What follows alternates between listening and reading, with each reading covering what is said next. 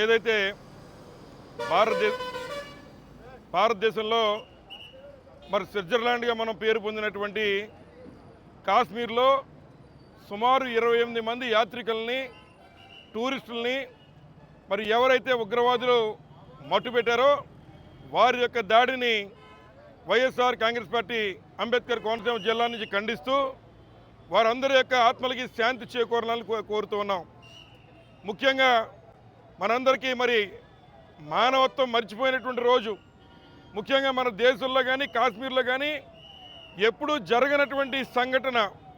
సుమారు 28 మంది యాత్రికులు మరి ఏదైతే నూతనంగా పెళ్ళైనటువంటి వధువరులతో సైతం కాశ్మీర్ వెళ్ళి అక్కడ అందాలని తిలకించడం కోసం మరి ఆ ప్రాంతానికి వెళ్ళినప్పుడు చెప్పకుండా హఠాత్తున మరి దాడి చేసి ఎవరైతే నూతన వధువరుల్లో వధువుని సైతం మట్టుపెట్టినటువంటి కార్యక్రమాన్ని ఈరోజు మన భారతదేశంలో ముఖ్యంగా కాశ్మీర్లో మనం చవి చూసాం.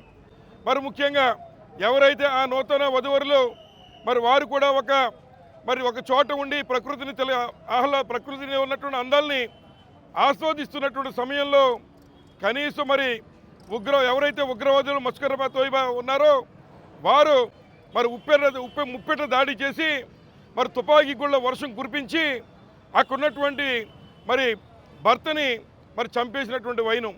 అలాగే 28 మంది చనిపోతే అందులో 2 మరి విదేశీయులు, మిగిలిన 26 మంది కూడా కొంతమంది భర్తలను కోల్పోతే మరి కొంతమంది మరి వారికి ఉన్న తల్లిదండ్రులు కోల్పోయినటువంటి చిన్నారుల యొక్క ఆర్తనాదాలతో మరి కాశ్మీర్ మరొకసారి రక్తసిక్తం అయిందని చెప్పి సందర్భంగా తెలియజేస్తూ ఉన్నాం.